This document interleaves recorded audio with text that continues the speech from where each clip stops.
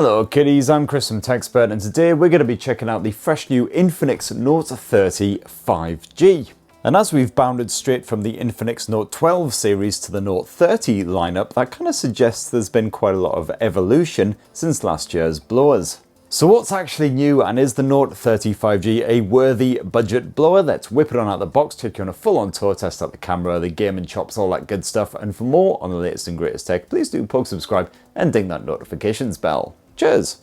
So first up, what have you got in this rather fetching green box? You've got yourself one Infinix Note 30 5G, pokey pin shenanigans. Infinix has kindly chucked in a condom case, though it's of the rigid variety. Got yourself a 45 watt power adapter, a USB Type-C cable, and you even get a screen protector chucked in there. So considering a lot of flagship phones, you don't even get a power adapter or pretty much anything bunged in there apart from the phone. It seems like pretty good value. So that right there is the box. Now let's check out the phone. So here we have the Infinix Note 30 5G, and certainly from the front it looks like your typical budget blower. Fairly chunky bezels surrounding that whopping great 6.78 inch display, so it's a bit of a hand filler. Infinix has gone with a flat edge design, so it feels similar to an iPhone, especially the fact that it weighs over 200 grams, 205 to be precise. So it certainly is a bit of a chunkster, but not uncomfortable to clutch despite the flat edges. That frame is constructed from plastic, but if you flip it around back, the Infinix Note 30 5G sports a glass back.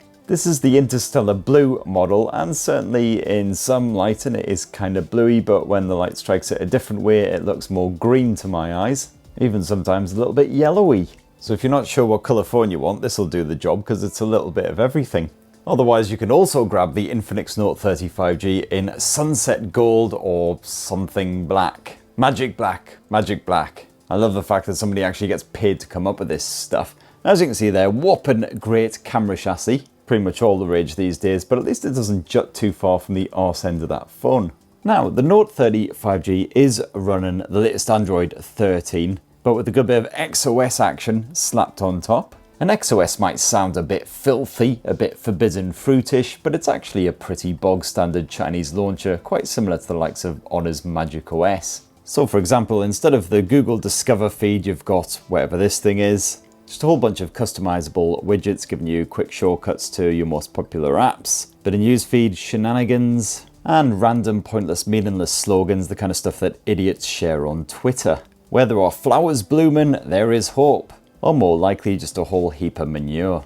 You've got your regular old notifications panel, but you can also drag down a control center by yanking on the right hand side. This just gives you a whole bunch of toggles. You've got fast access to your smart home goodies, etc. Ripped straight off of MIUI, who also ripped it off from iOS. You got some pretty decent customization options packed away in here as well. And loads of XOS extras, including the likes of a kiddie mode and a game mode, which I'll show off later. So as I say, fairly standard stuff as far as Chinese launchers go. But of course you do also get a whole bunch of crapware packed onto your XOS smartphones. And unfortunately, not all of these can be uninstalled either, which is rather infuriating. At least not directly via the smartphone. Thankfully, a few of them, like Facebook, you can tell to bugger right off, but quite a lot of them refuse to play ball. And slapped here on the side of the Infinix Note 30 5G, you've got an edge-mounted fingerprint sensor built into that power button, and so far seems pretty rapid to act, very responsive. Haven't had to double tap in order to actually unlock the phone yet.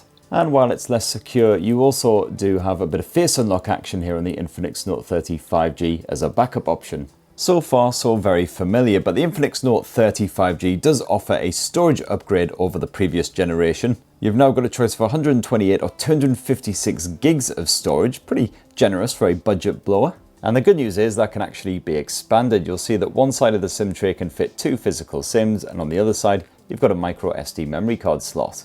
Now, the Infinix Note 30 5G sports an almighty 6.78 inch IPS screen, which sadly is a bit of a step backwards because last year's Note 12 5G boasted an AMOLED display, frowny face.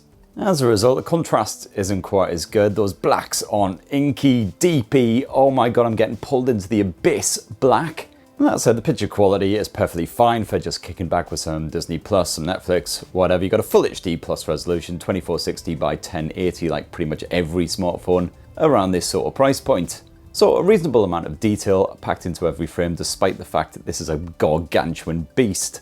The viewing angles are absolutely fine, the selfie orifice thing isn't too intrusive. My main beef with the display on the Infinix Note 35G is the fact that it just isn't bright enough. If you're outdoors and the sun is actually shining, well, then you'll be squinting more than Mr. Friggin' Magoo. It's a one-way ticket to Migraine City, and as someone who often has a rather sore head in the mornings due to alcohol-related reasons, I just don't need more headaches. Like most, even quite budget IPS smartphone screens these days, you've got support for up to 120Hz refresh. Good news for any apps that can go that high. And as for the audio, well, you've got a stereo speaker setup, which is always great to see on more budget-friendly handsets. But does the audio actually not suck when it's blurted out of these speakers? Well, let's find out with the help of this bald YouTube twat. And for more on the latest and greatest and bendiest tech, please do poke subscribe and ding that notifications bell. Cheers!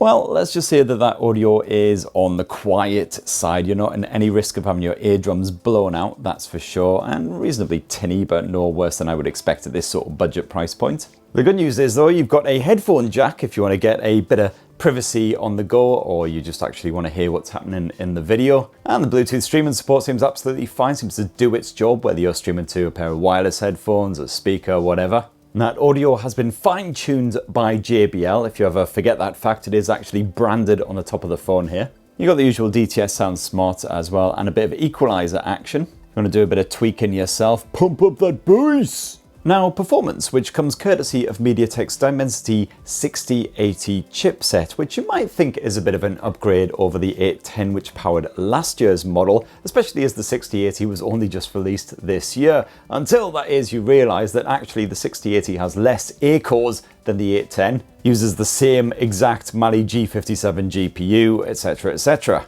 As a result, the Infinix Note 35G can cope with a spot of light gaming, but we are talking light gaming here. The likes of PUBG and Call of Duty Mobile will play on the sort of low to medium graphics settings. It'll keep a pretty fluid frame rate and there'll certainly be no overheating, that's for damn sure. And the screen's reasonably responsive. I just got my ass handed to me over and over again because frankly I suck at these games. It's no fault of the phones particularly. As I mentioned before, you've got the gaming mode, which basically allows you to pull out this little menu here. You can block notifications, reject calls, record the action. And there's a couple of more eyebrow raising efforts in here, like the voice changer. And if you do like to game for hours and hours and hours non-stop, well, there is a bypass charging option as well, which allows you to keep the phone juiced up without charging the battery simultaneously, just to help prevent the Infinix Note 35G from overheating.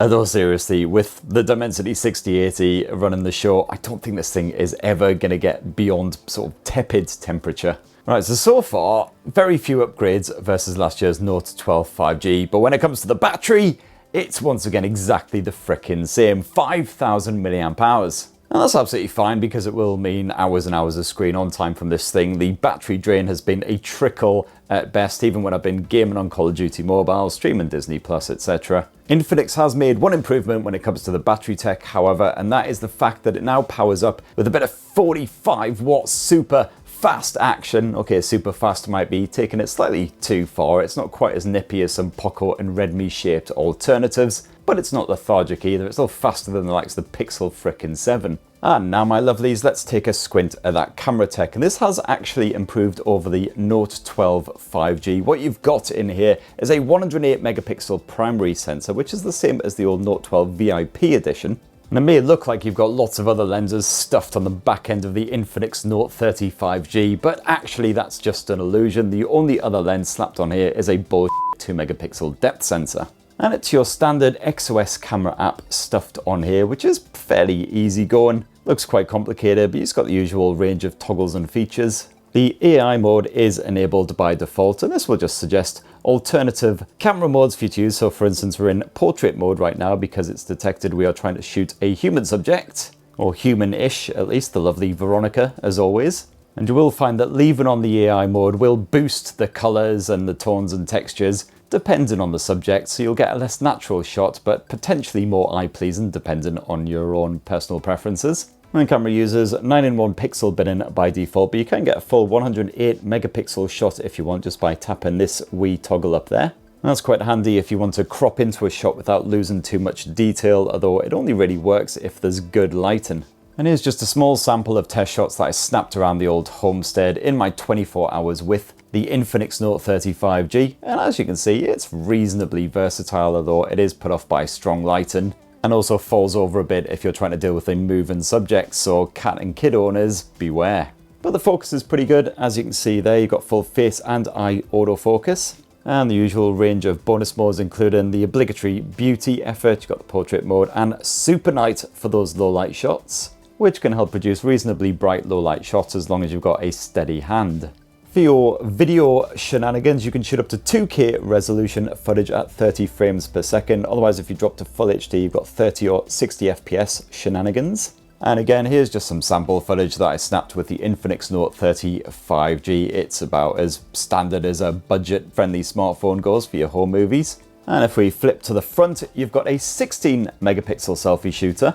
And it seems to cope reasonably well, again, with strong backlighting. Even in quite ambient environments, you don't look too grainy or murky. So it'll certainly do the job for those quick shareable shots.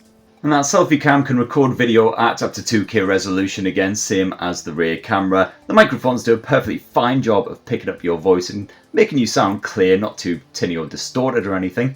And that right there, in a lovely wee nutshell, is the fresh new Infinix Note 30 5G. So if you're hoping for much of an upgrade over the Note 12 from last year, gonna be a little bit disappointed. It's fairly bog standard as far as a budget blower goes. You've got a couple of wee highlights in there, like the 45-watt battery charging, but again, Xiaomi smartphones offer some pretty nippy recharging speeds these days. I've got to say though, beyond the fact that the screen isn't the brightest around, I had very few complaints at this sort of price point. You've got all the basics like the headphone jack, the microSD expandable storage. So that's what I think of the Infinix Note 30 5G. What do you guys? Be great to hear your thoughts down in the comments below. Please do subscribe and ding that notifications bell for more on the latest and greatest tech, and have yourselves a wonderful rest of the week. Cheers everyone, love you.